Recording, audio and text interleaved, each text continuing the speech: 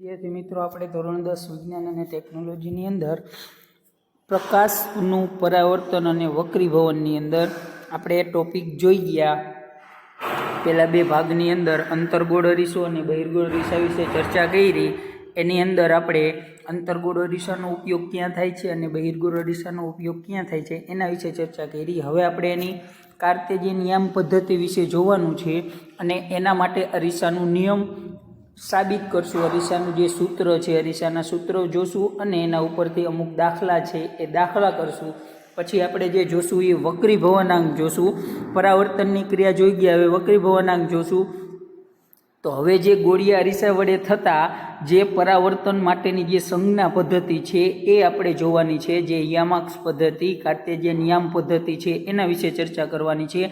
તો જોઈએ, ગોળીય અરીસા વડે થતા પ્રકાશના પરાવર્તનની ચર્ચા કરતી વખતે આપણે એક નિશ્ચિત સંજ્ઞા પદ્ધતિનું પાલન કરવું પડશે, જેને આપણે નવી કાર્તેજીય યામ પદ્ધતિ આપણે કહીશું. વિદ્યાર્થી મિત્રો, હવે આની અંદર કે કાર્તેજીયન યામ પદ્ધતિની અંદર હવે આપણે જોઈ ગયા વિદ્યાર્થી મિત્રો કે કોઈ ગોળીય અરીસાની આપણે કોઈ જગ્યાએ વસ્તુ રાખશું તો એ વસ્તુનું અંતર અરીસાથી કેટલું હશે, એનું પ્રતિબિંબ ક્યાં મળશે, એટલે કે પ્રતિબિંબ અંતર કેટલું હશે.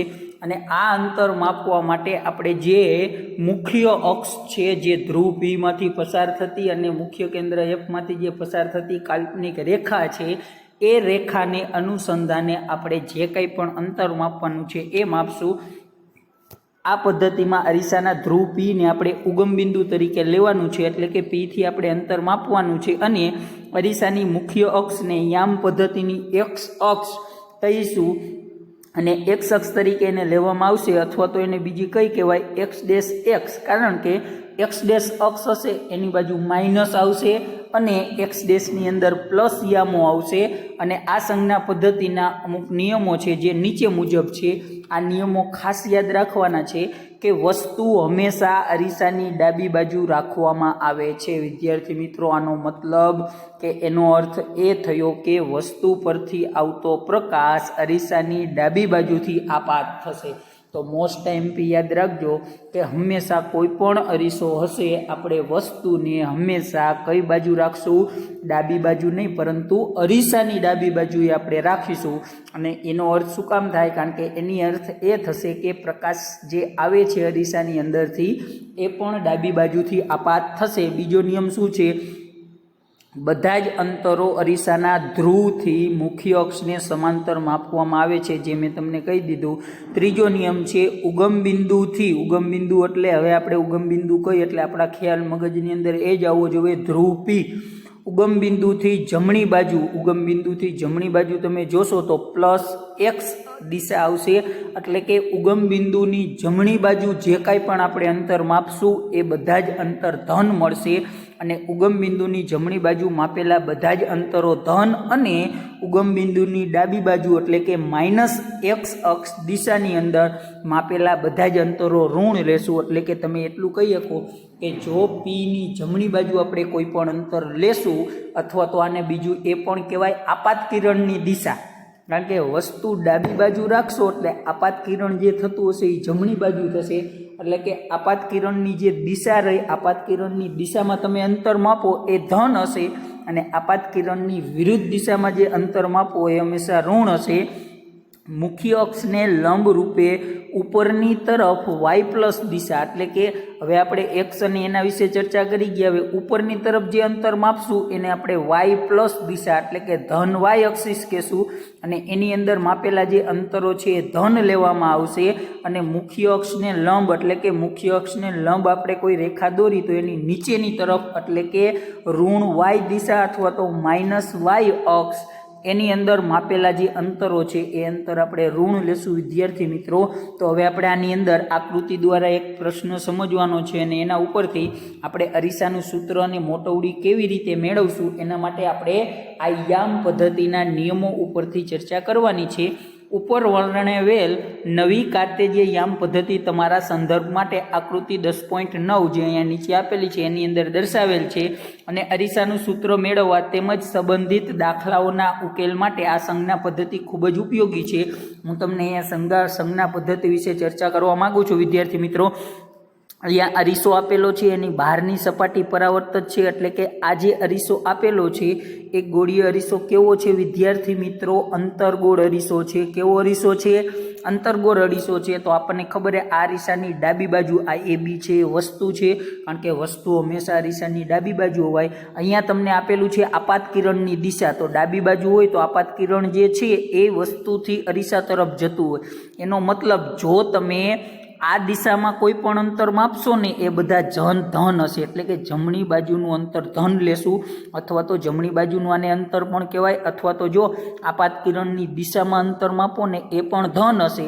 એ જ રીતે ડાબી બાજુના અંતર છે એ ઋણ હશે, અથવા તો બીજું શું કહીએ કો આપાત કિરણની વિરુદ્ધ દિશામાં માપેલા અંતરો ઋણ હશે. એ જ રીતે જો તમે ઉપરની તરફ કોઈ અંતર માપશો ધન વાય એક્સિસ, તો ઉપરની તરફ અંતર અથવા તો કોઈ વસ્તુની ઊંચાઈ માપવા માટે આપણે ઉપરની એટલે કે આજે આપણે મુખ્ય અક્ષ કહીશું, એટલે કે અહીંયાથી ઉપર સુધી અને આ ધ્રુવ P થી, દાખલા તરીકે આ વસ્તુનું અંતર માપવું હોય તો આ P થી કરીને આ B સુધીનું અંતર એ વસ્તુ અંતર થાય, એટલે કે આપણે આપાત કિરણની વિરુદ્ધ દિશામાં માપ્યું એટલે આ કેસની અંદર વસ્તુ અંતર ઋણ મળશે. એ જ રીતે પ્રતિબિંબ અંતર, તો આ પ્રતિબિંબ છે તો P થી આ B' સુધીનું અંતર, આટલું જે અંતર છે એને પ્રતિબિંબ અંતર કહેવાય. અને એ પણ આપણે P થી આ બાજુ એટલે કે ડાબી બાજુ અથવા તો આપાત કિરણ ની વિરુદ્ધ દિશામાં માપી છે, એટલે એ વસ્તુ અંતર ને પ્રતિબિંબ અંતર બંને આની અંદર કેવા મળશે? ઋણ મળશે. અને જો આપણે આની ઊંચાઈ માપવી હોય તો આપણે આ સ્વરૂપે માપશું. તો મુખ્ય અક્ષ, આ જે મુખ્ય અક્ષ છે P માંથી પસાર થતી, એ મુખ્ય અક્ષની ઉપરની તરફ અંતર માપો એ હંમેશા ધન આવશે, જેને આપણે ધન વાય એક્સિસ કહેશું. અને આ મુખ્ય અક્ષની નીચેની તરફ જે કંઈ પણ આપણે અંતર માપશું એ તમામ અંતરો ઋણ આવશે. વિદ્યાર્થી મિત્રો, આનો ખ્યાલ આપણે આગળ ચર્ચા કરી ગયા. હવે આપણે અરીસાનું સૂત્ર અને એ અરીસાના સૂત્ર ઉપરથી મોટવણી કેવી રીતે મળે એની ચર્ચા કરવાની છે. તો આપણે જોઈએ અરીસાનું સૂત્ર અને મોટવણી, જેને આપણે ઇંગ્લિશમાં મિરર ફોર્મ્યુલા એટલે કે અરીસાનું સૂત્ર અને મોટવણીને કહેશું મેગ્નિફિકેશન. તો જોઈએ ગોળીય અરીસામાં તેના ધ્રુવથી વસ્તુનું અંતર એટલે કે વસ્તુ અંતર U કહેવાય. ખાસ યાદ રાખજો વિદ્યાર્થી મિત્રો, વસ્તુ અંતરને U કહેવાય. એટલે કે અહીંયા P થી કરીને, અહીંયા હું એક રેખા દોરું છું, તો આ P થી કરીને વસ્તુ અહીંયા છે, તો P થી કરીને અહીંયા સુધીનું જે અંતર રહ્યું એને વસ્તુ અંતર કહેવાય. એટલે કે વસ્તુ અંતર અહીંયાથી અહીંયા સુધીનું છે જે આપાત કિરણની વિરુદ્ધ દિશામાં છે, તો વસ્તુ અંતરને હંમેશા U કહેવામાં આવશે. એ જ રીતે તમારી પાસે અહીંયા પ્રતિબિંબ અંતર છે, પ્રતિબિંબ અંતર P થી અહીંયા સુધીનું છે, તો આ જે પ્રતિબિંબ અંતર રહ્યું, પ્રતિબિંબ અંતરને આપણે સ્મોલ v કહેશું. તો વસ્તુ અંતર એટલે U, પ્રતિબિંબ અંતર એટલે v થશે. અને બીજું, જો આપાત કિરણની દિશામાં તમે અંતર માપશો, એટલે કે જો આ બાજુથી આ તરફના જો તમારે કોઈ પણ અંતર માપવાના થતા હોય તો એ હંમેશા ધન આવશે. અને આપાત કિરણની વિરુદ્ધ દિશામાં એટલે કે આ દિશામાં જો તમારે કોઈ પણ અંતર માપવાના હોય તો એ ઋણ આવશે. અથવા તો તમે બીજું એ પણ કહી શકો કે જે તમારો P બિંદુ છે એ P ની જમણી બાજુ જે કંઈ પણ આપણે અંતર માપશું એ અહીંયાથી અહીંયા સુધીનું માપશું એ ધન આવશે. અને ડાબી બાજુ એટલે કે P ની ડાબી બાજુ જે અંતર માપશું એ બધા ઋણ આવશે. તો હવે આપણે આગળ ચર્ચા કરીએ વિદ્યાર્થી મિત્રો. તો ગોળીય અરીસા તેના ધ્રુવથી વસ્તુનું અંતર એટલે કે એને આપણે વસ્તુ અંતર U કહેશું. એટલે કે હવે ગમે અહીંયા આપણે U આવશે એટલે આપણે સમજી લેશું કે તે વસ્તુ અંતર છે. અને અરીસાના ધ્રુવ P થી પ્રતિબિંબનું અંતર જે V કહેવાશે. તો અહીંયા P થી B' સુધીનું અંતર રહ્યું ને એને V કહેવાય, અને P થી B સુધીનું જે અંતર રહ્યું એને વસ્તુ અંતર U કહેવાય. હવે એ આપણને ખ્યાલ, તમને પહેલેથી જ ખ્યાલ છે કે ધ્રુવથી મુખ્ય કેન્દ્ર સુધીનું અંતર કેન્દ્ર લંબાઈ કહેવાય. કારણ કે આપણને એ તો ખબર જ છે કે ધ્રુવથી મુખ્ય કેન્દ્ર એટલે કે અહીંયા F આવેલો હશે, એ F થી P સુધીનું અંતરને આપણે કેન્દ્ર લંબાઈ F સ્મોલ f કહેશું, જેની ચર્ચા આપણે આગળ કરી ગયા. તો આ ત્રણેય રાશિઓ વચ્ચે એક સંબંધ છે, એટલે કે વસ્તુ અંતર U, પ્રતિબિંબ અંતર V અને કેન્દ્ર લંબાઈ એફ આ ત્રણેયને એકાબીજા સાથે સંબંધ છે અને આ ત્રણેયનો જે એકાબીજા ત્રણેય રાશિનો એકાબીજા સાથેનો જે સંબંધ છે એ સંબંધ દર્શાવતા સૂત્રને આપણે અરીસાના સૂત્ર તરીકે ઓળખવામાં આવે છે અને એ અરીસાનું સૂત્ર અહીંયા નીચે આપેલું છે 1/v વત્તા 1/u બરાબર 1/f. આને આપણે કહેશું અરીસાનું સૂત્ર. વિદ્યાર્થી મિત્રો ખાસ યાદ રાખજો, અરીસાના સૂત્રની અંદર કઈ ત્રણ રાશિઓ આવે? વસ્તુ અંતર, પ્રતિબિંબ અંતર અને કેન્દ્ર લંબાઈ. આ ત્રણેયના સંબંધ, આ ત્રણેય વચ્ચે સંબંધ દર્શાવતું જે સૂત્ર છે એને અરીસાનું સૂત્ર કહેવામાં આવે છે. 1 માર્કની અંદર પ્રશ્ન પૂછાઈ શકે, અરીસાના સૂત્ર વિશે માહિતી આપો. તો અથવા અરીસાનું સૂત્ર લખો તો આપણે કહી શકીએ 1/u પ્લસ 1/v બરાબર 1/f. હવે આપણે આગળ ચર્ચા કરીશું વિદ્યાર્થી મિત્રો. અહીંયા અરીસાનું સૂત્ર તમને આપેલું છે, તો આ સૂત્ર બધા જ પ્રકારના ગોળીય અરીસાઓ તેમજ વસ્તુની દરેક સ્થિતિઓ માટે સાચા છે. આ અરીસાનું સૂત્ર છે ગોળીય અરીસા માટે છે, એટલે કે આ સૂત્ર તમે બે જ અરીસા માટે લગાડી શકો, એક તો અંતર્ગોળ અથવા તો બહિર્ગોળ. સમતલ અરીસા માટે આપણે અરીસાનું સૂત્ર વાપરી શકશો નહીં, જેની ખાસ નોંધ લેજો. તેમજ વસ્તુ દરેક સ્થિતિ માટે સાચા છે અને પ્રશ્નનો ઉકેલ મેળવતી વખતે જ્યારે તમે અરીસાના સૂત્રમાં યુ, વી, એફ તથા આર, હવે આ આર જે છે એને આપણે વક્રતા ત્રિજ્યા કહેશું, એના મૂલ્યો મૂકો ત્યારે નવી કાર્તેજીય સંજ્ઞા પદ્ધતિનો ઉપયોગ કરવો જોઈએ. વિદ્યાર્થી મિત્રો આરની આપણે ચર્ચા કરી ગયા, પરંતુ તમને ટૂંકો પરિચય આપી દઉં. આર એટલે વક્રતા ત્રિજ્યા કહેવાય અને વક્રતા ત્રિજ્યા જે કેવી રીતે મપાય, તો અહીંયા વક્રતા ત્રિજ્યા માપવા માટે તમને ખબર, એક વક્રતા કેન્દ્ર સી અને અહીંયા મુખ્ય કેન્દ્ર એફ આવેલું હોય, એટલે કે એફ થી પી સુધીનું અંતર રહ્યું એને આપણે કેન્દ્ર લંબાઈ એફ કહેશું, અને આ સી થી પી સુધીનું જે અંતર રહ્યું એને વક્રતા ત્રિજ્યા આર કહેશું. તો આરનું સૂત્ર પણ છે વિદ્યાર્થી મિત્રો. આરનું સૂત્ર કયું છે? તો આરનું સૂત્ર છે આર બરાબર 2f. આપણે આ સૂત્ર આગળ ચર્ચા કરી ગયા કે કેન્દ્ર લંબાઈથી આરની કિંમત હંમેશા ડબલ હોય, અથવા તો બીજું કહી શકો કે કેન્દ્ર લંબાઈ કરતાં વક્રતા ત્રિજ્યા હંમેશા કેન્દ્ર લંબાઈથી કેવી હશે? બમણી હશે, અથવા તો વક્રતા ત્રિજ્યાથી કેન્દ્ર લંબાઈ અડધી હશે. બંને રીતે આપણે ચર્ચા કરી શકીએ અને આના મૂલ્યો કેવી રીતે મેળવીશું એની ચર્ચા આપણે આગળના ઉદાહરણ દ્વારા કરીશું વિદ્યાર્થી મિત્રો. હવે આપણે અરીસાના સૂત્ર વિશે ચર્ચા કરી ગયા, હવે આપણે મોટવણી વિશે ચર્ચા કરવાની છે. મોટવણી એટલે શું વિદ્યાર્થી મિત્રો? અને અહીંયા ગોળીય અરીસા માટે મોટવણી મેળવી છે. ગોળીય અરીસા આવે એટલે બે જ પ્રકારના અરીસા મગજની અંદર હોવા જોઈએ, એક અંતર્ગોળ અરીસો અને એક બહિર્ગોળ અરીસો. તો મોટવણીની અંદર ચર્ચા કરીએ કે ગોળીય અરીસા દ્વારા મળતી મોટવણી વસ્તુનું પ્રતિબિંબ અને વસ્તુના માપની સાપેક્ષે કેટલું વિવર્ધિત છે તેનું સાપેક્ષ પ્રમાણ. એટલે કે આમાં એવું કહેવા માગે છે મોટવણી એટલે શું? તો મોટવણી એટલે વસ્તુની ઊંચાઈ અને પ્રતિબિંબની જે બંનેની ઊંચાઈ છે, એટલે કે તમે વસ્તુ તમે જે મૂકો, દાખલા તરીકે વસ્તુ મૂકો એ 10 સેન્ટીમીટરની મૂકો છો ને પ્રતિબિંબ અંતર જે એનું મળે છે એ 5 સેન્ટીમીટરનું મળે છે, તો તમે એવું કહી શકો કે વસ્તુની ઊંચાઈ કરતાં પ્રતિબિંબની ઊંચાઈ અડધી મળે છે. એટલે કે વસ્તુની ઊંચાઈ અને પ્રતિબિંબની ઊંચાઈનો જે સંબંધ દર્શાવતું સૂત્ર છે, અથવા તો એ બે વચ્ચેનો જે સંબંધ છે એને આપણે મોટવણી કહેશું. એનું સાપેક્ષ પ્રમાણ પણ કહી શકાય. તેને પ્રતિબિંબની ઊંચાઈ અને વસ્તુ ઊંચાઈના ગુણોત્તર સ્વરૂપે. ખાસ યાદ રાખજો, મોટવણીની વ્યાખ્યા એટલે શું?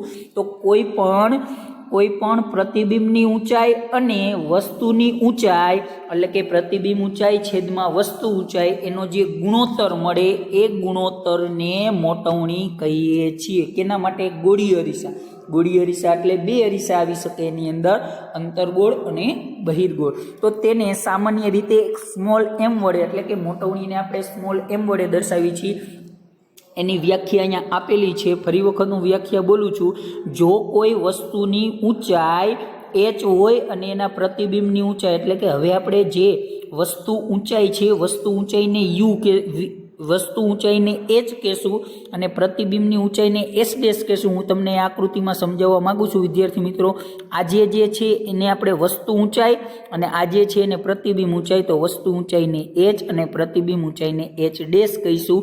જેમ આપણે વસ્તુ અંતરને યુ અને પ્રતિબિંબ અંતરને વી કહેતા હતા, એવી રીતે વસ્તુની ઊંચાઈને એચ અને પ્રતિબિંબની ઊંચાઈને એસ ડેશ કહેશું. અને આ બંનેનો જે ગુણોત્તર છે એને આપણે મેગ્નિફિકેશન એટલે કે મોટવણી કહેશું. અને મોટવણીને સ્મોલ એમ વડે વિદ્યાર્થી મિત્રો દર્શાવવામાં આવે છે. અને એચ ડેશ હોય તો ગોળીય અરીસા દ્વારા મળતી મોટવણી બરાબર શું આવે?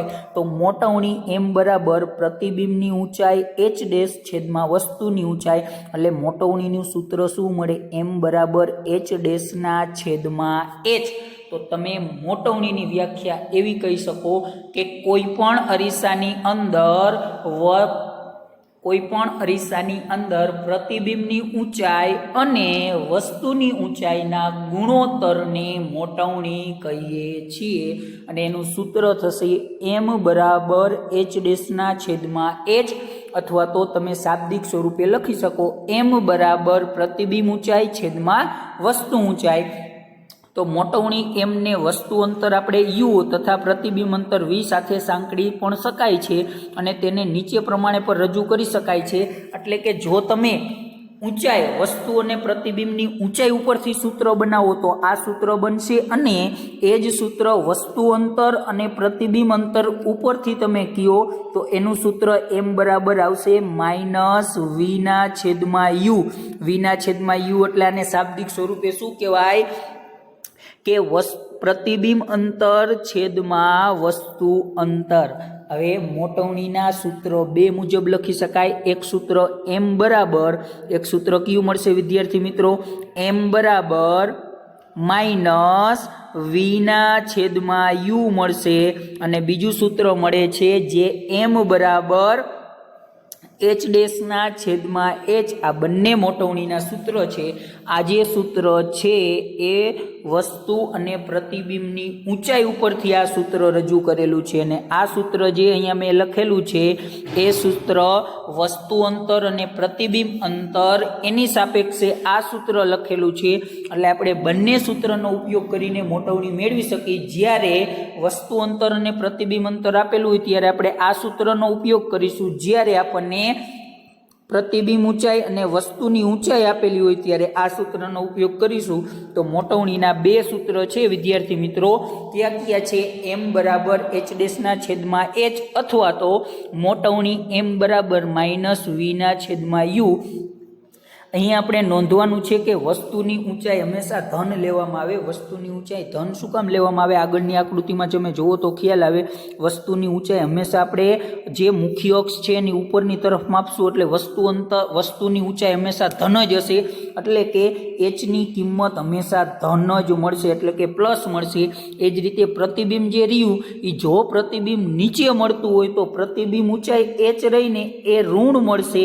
પરંતુ જો પ્રતિબિંબ ઉપરની તરફ મળતું હોય તો પ્રતિબિંબ જે અંતર એચ ડેશ છે એની કિંમત ધન મળશે, જેની આપણે દાખલો ગણશું એની અંદર ચર્ચા કરશું વિદ્યાર્થી મિત્રો.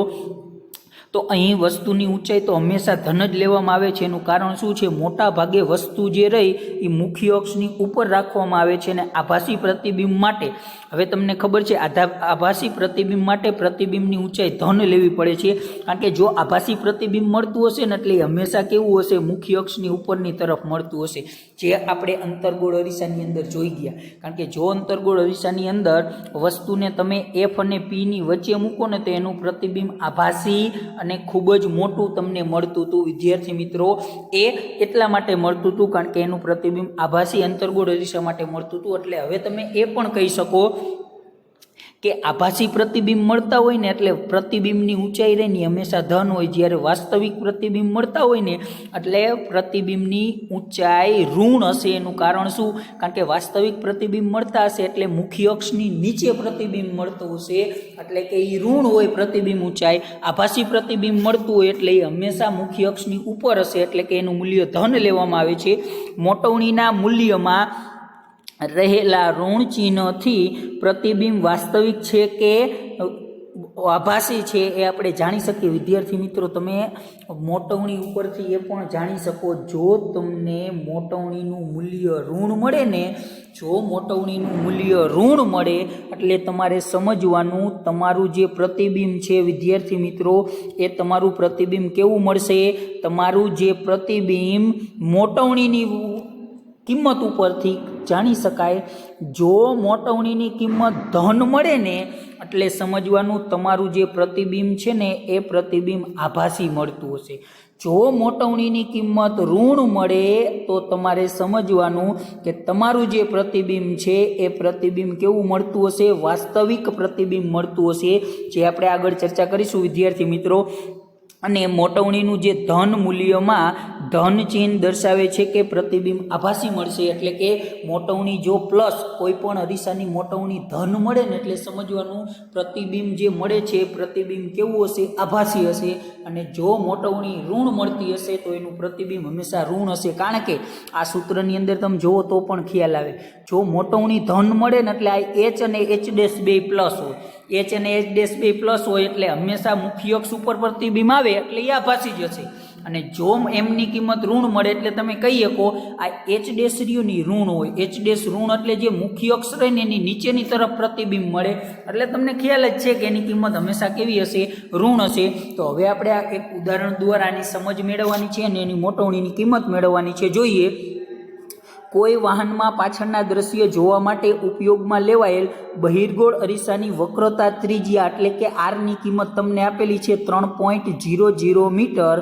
જો એક બસ અરીસાથી 5 મીટર દૂર છે, હવે તમને અહીંયા કીધું છે કે અરીસાથી 5 મીટર દૂર એક બસ આવેલી છે, તો આ બસ અરીસાથી 5 મીટર દૂર આવેલી છે એનો મતલબ વિદ્યાર્થી મિત્રો શું થયો?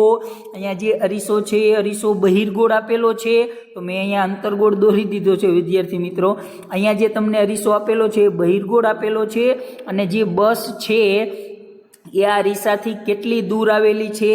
તો એ અરીસાથી 5 મીટર દૂર આવેલી છે. એટલે કે વસ્તુ અંતર, વસ્તુ આપણી બસ થશે અને બસ બહિર્ગોળ અરીસો છે એટલે આ પ્રકારનો બહિર્ગોળ અરીસો આવશે. એટલે કે એની આ બાજુની સપાટી પરાવર્તિત નહીં હોય, બહારની હશે પરાવર્તિત સપાટી.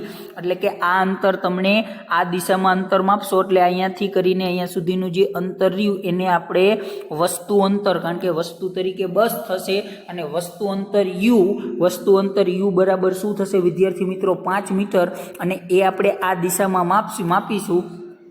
અને આ અરીસાની અંદર આ અરીસા વડે મળતા પ્રતિબિંબનું સ્થાન, પ્રકાર અને પરિણામ નક્કી આપણે કરવાનું છે. તો આપણને જે રકમમાં આપેલું છે જોઈ લઈ. વક્રતા ત્રિજ્યા તો +3.0 આપેલી છે. અહીંયા વસ્તુ અંતર, કારણ કે એક અરીસાથી 5 મીટર દૂર રાખેલી છે એટલે તમે કહી શકો વિદ્યાર્થી મિત્રો જે આ અરીસા વડે પ્રતિબિંબ મળે છે એની જે ઊંચાઈ મળે છે એ આપણે વસ્તુ ઊંચાઈ માઇનસ લઈ છે વિદ્યાર્થી મિત્રો. આ માઇનસ લેવાનું કારણ શું છે? તમારી પાસે કેવો અરીસો છે? બહિર્ગોળ અરીસો છે. અને બહિર્ગોળ અરીસામાં આપણે અહીંયા વસ્તુ જમણી બાજુ મૂકેલી છે. બહિર્ગોળ અરીસાની અંદર આપણે વસ્તુ ક્યાં મૂકશું? ડાબી બાજુ. તો અહીંયા હું તમને આખી તમામ વસ્તુ આકૃતિ દ્વારા સમજાવું છું, ધ્યાન રાખજો. અહીંયા આ બાજુની સપાટી પારદર્શક છે એટલે કે જોઈ શકાય એવી છે. અહીંયા બસ રાખીશ, આ બસ અરીસાથી 5 મીટર દૂર આવેલી છે એટલે કે આપણે વસ્તુ અરીસાની ડાબી બાજુએ રાખેલી છે. અને આ દિશામાં જે આપણે અંતર માપી એ હંમેશા કેવા હોય? ઋણ હોય. અને આ દિશામાં અંતર માપી ધન હોય. માટે તમને અહીંયા બસનું અરીસાથી અંતર આપેલું છે એટલે કે વસ્તુ અંતર આપેલું છે. એટલે તમે એટલો મગજની અંદર ખ્યાલ કેળવી શકો વિદ્યાર્થી મિત્રો કે યુની કિંમત જે આપેલી છે હંમેશા ઋણ હશે, કારણ કે બાજુ આપેલી છે. તો u બરાબર -5 અને v ની કિંમત મેળવવાની છે. પ્રતિબિંબનો પ્રકાર સ્થાનને નક્કી કરવાનો છે. તો v મેળવવાનો, h ડેશ પણ મેળવવાનો છે વિદ્યાર્થી મિત્રો. હવે આપણી પાસે સૂત્ર છે f બરાબર r/2. તો આપણે f ની કિંમત કેટલી મળશે? 0.5 મીટર મળશે, કારણ કે બહિર્ગોળ અરીસામાં મુખ્ય કેન્દ્ર અરીસાની પાછળ હોય એટલે કે f ની કિંમત તમને ધન મળશે વિદ્યાર્થી મિત્રો.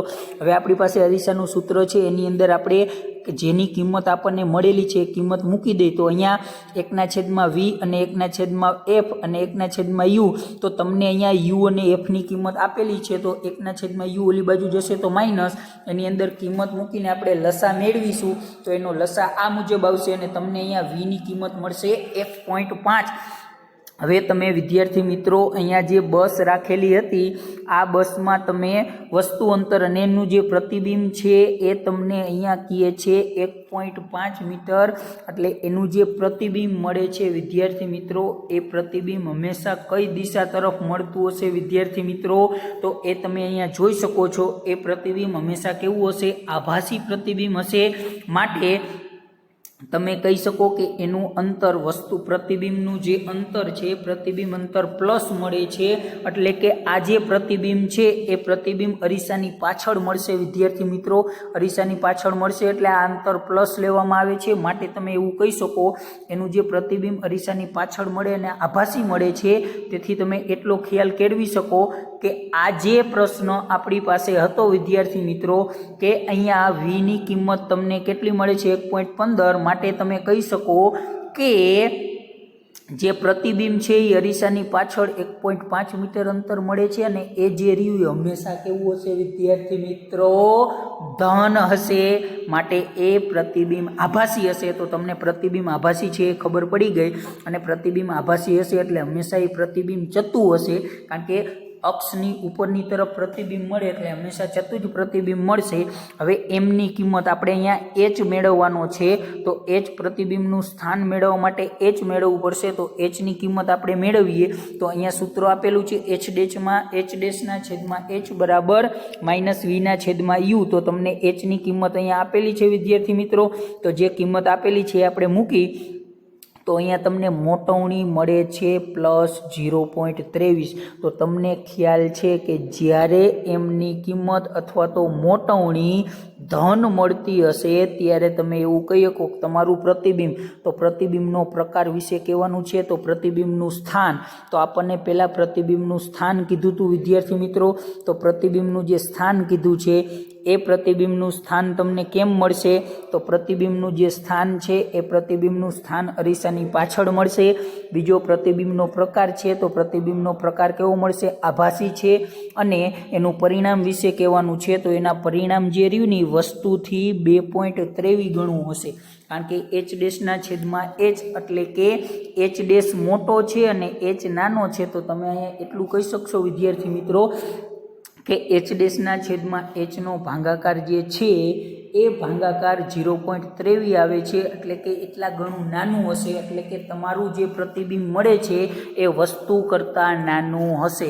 આ જ પ્રકારનો બીજો દાખલો આપેલો છે જે તમારે ગણવાનો છે વિદ્યાર્થી મિત્રો 10.2. તો આની અંદર એચ, વી અને એફની કિંમત આપેલી છે, તો આમાં એ જ શોધવાનું છે. તો આની અંદર જોઈ શકો તમે અહીંયા કે વસ્તુ અંતર પ્રતિબિંબ અંતર ઋણ મળે છે, એટલે તમારું જે પ્રતિબિંબ રહ્યું ને ઉલટું મળશે અને વિવર્ધિત એટલે કે મૂળ વસ્તુ કરતાં મોટું મળશે. અને જે તમારું પ્રતિબિંબ મળે છે મોટવણી માઇનસ મળે છે, તો મોટવણી માઇનસ મળતી હશે એનો મતલબ શું થશે વિદ્યાર્થી મિત્રો? તો મોટવણી માઇનસ મળતી હશે એનો મતલબ એ થશે તમારું જે પ્રતિબિંબ છે એ વાસ્તવિક મળશે. તો આ દાખલો તમે જાતે કરવાનો છે. હવે આપણે ચર્ચા વિદ્યાર્થી મિત્રો પ્રકાશના પરાવર્તન વિશે જોઈ. હવે આપણે પ્રકાશના વક્રીભવન વિશે ચર્ચા કરવાની છે વિદ્યાર્થી મિત્રો.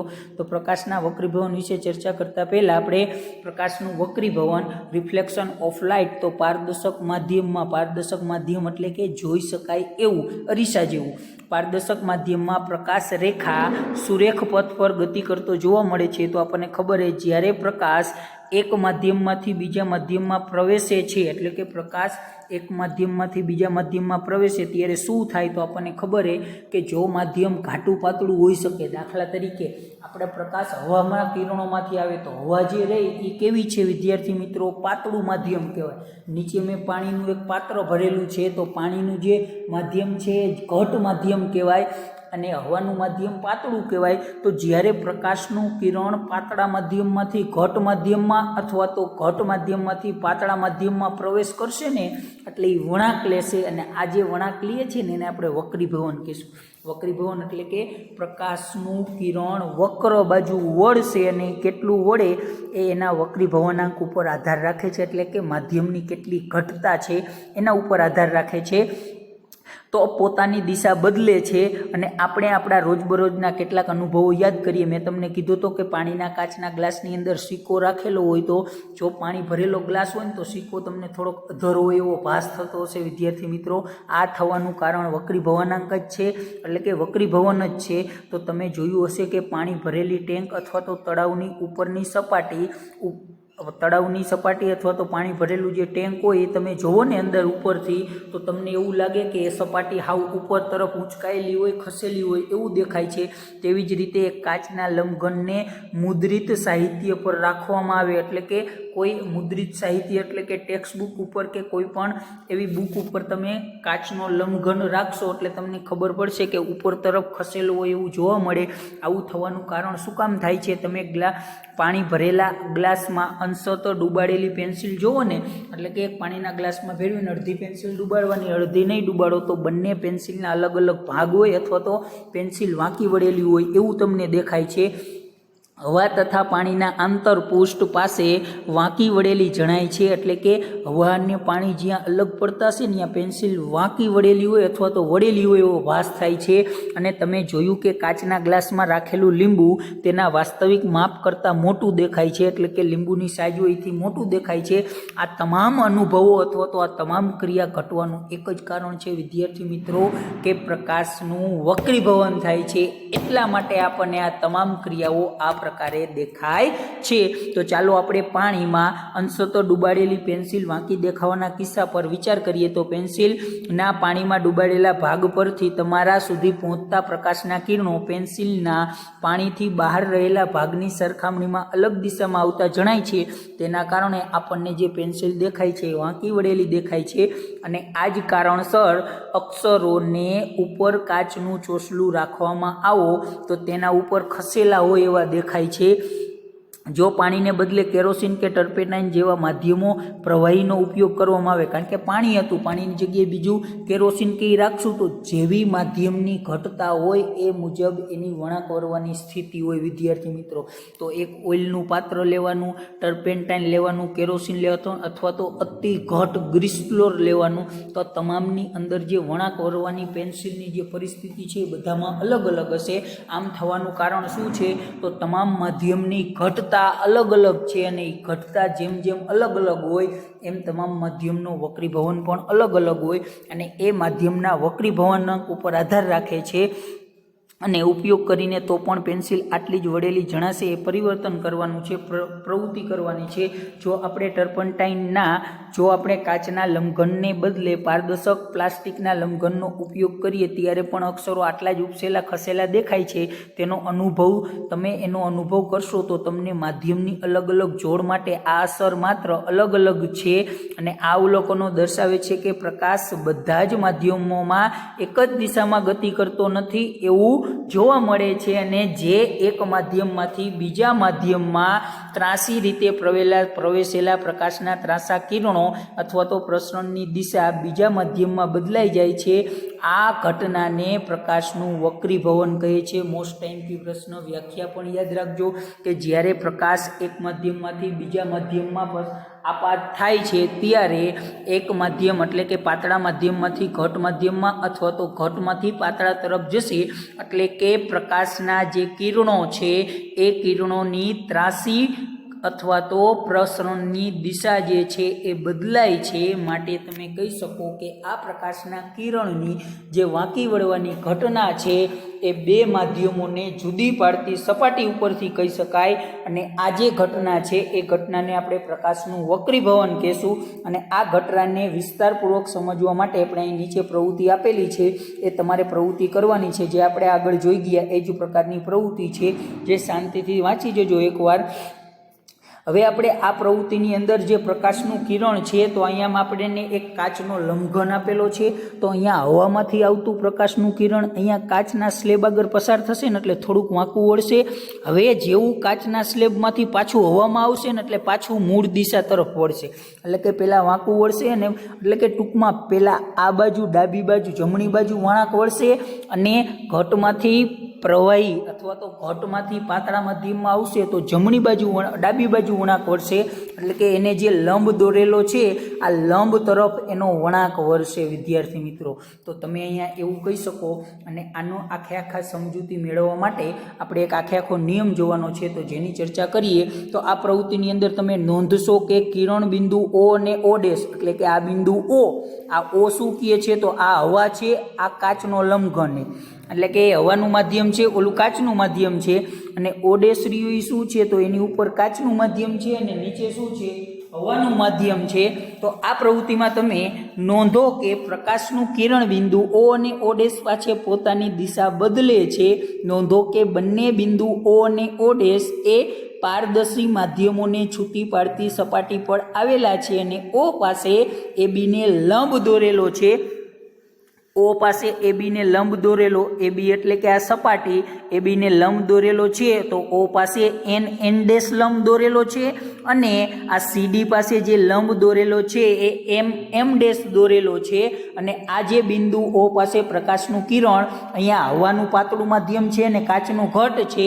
તો O પાસે પ્રકાશનું કિરણ પાતળા માધ્યમમાંથી ઘટ માધ્યમમાં, એટલે કે હવામાંથી કાચમાં પ્રવેશે છે. તો અહીં નોંધ કરવાની છે કે પ્રકાશનું કિરણ રહ્યું ને એ લંબ તરફ વાંકું વળે, એટલે કે જે આ લંબ રહ્યો તો પ્રકાશનું કિરણ આ દિશામાં જતું હતું, એના હિસાબે થોડુંક વાંકું વળશે અને એ વાંકું કઈ બાજુ વળશે? લંબ બાજુ.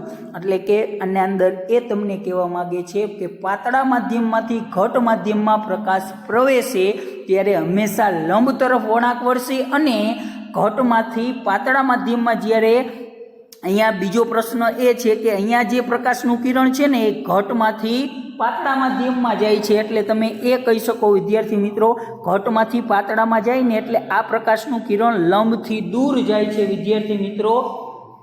એટલા માટે તમે અહીંયા બે પ્રકારના અહીંયા આપણે તારણો કાઢી શકીએ કે પાતળામાંથી ઘટ આવે એટલે લંબ તરફ વાંકું વળે અને ઘટમાંથી પાતળા તરફ જશે એટલે લંબથી દૂર જશે. તો આ બંને પ્રશ્નો અહીંયા થવાના અને આ તમામ ઘટના ઘટવાનું કારણ એક જ છે કે જે પ્રકાશની વક્રીભવનની ઘટના છે એના હિસાબે. અને બિંદુ O ડેશ પાછે પ્રકાશનું કિરણ કાચમાંથી હવામાં, એટલે કે ઘટ માધ્યમમાંથી પાતળા માધ્યમમાં પ્રવેશે છે. અહીં પ્રકાશનું કિરણ લંબથી દૂર જાય છે, આ લંબ રહ્યો એથી દૂર જશે અને અહીંયા લંબથી નજીક આવશે વિદ્યાર્થી મિત્રો. એ બંને દર્શાવે છે કે ઘટમાંથી પાતળામાંથી ઘટમાં આવે એટલે લંબ તરફ આવશે અને ઘટમાંથી પાતળા તરફ જાય એટલે લંબથી દૂર જશે.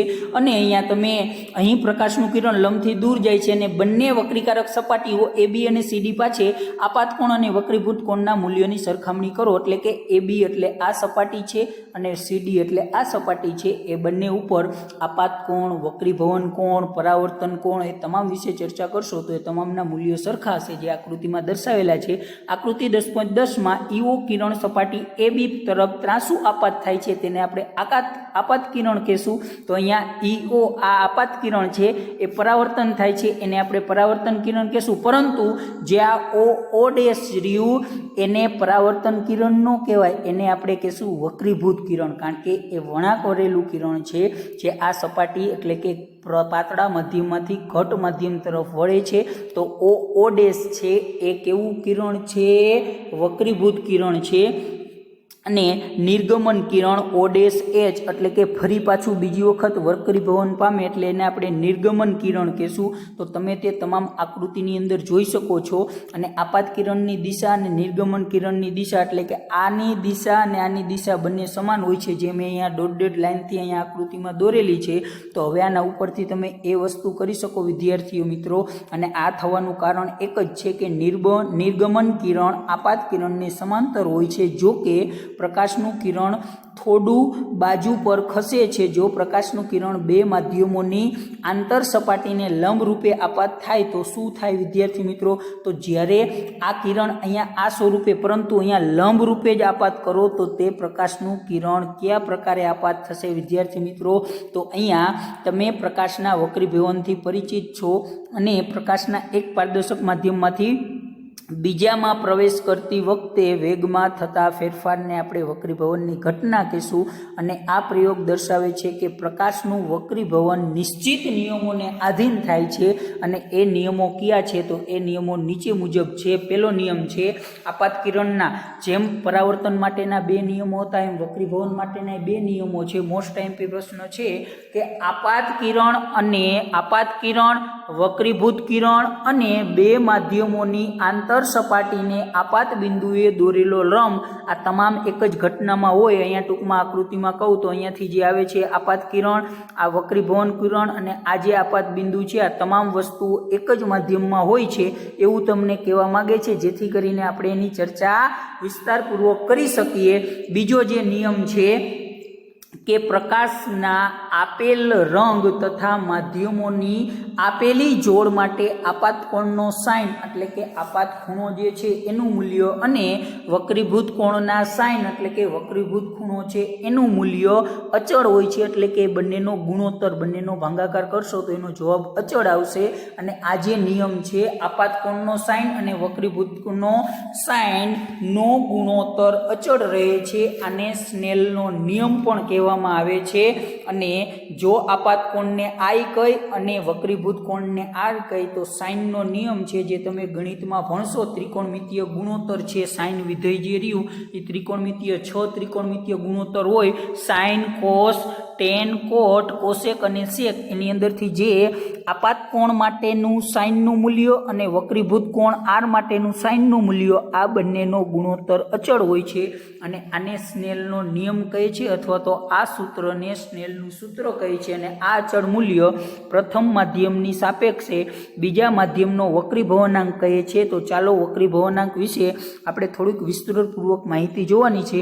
તો આ જે વક્રીભવનાંક છે એ વક્રીભવનાંકની જે માહિતી છે એ આપણે આના પછીના નેક્સ્ટ લેક્ચરની અંદર ચર્ચા કરીશું અને એની અંદર જે સ્નેલનો નિયમ છે એનો ઉપયોગ પણ કરીશું વિદ્યાર્થી મિત્રો. તો આજે આપણે અહીંયા વક્રીભવનના જે નિયમો છે એ વક્રીભવનના નિયમો સુધી રાખીશું. આના પછીની જે ચર્ચા છે એના પછીના નેક્સ્ટ લેક્ચરમાં કરીશું.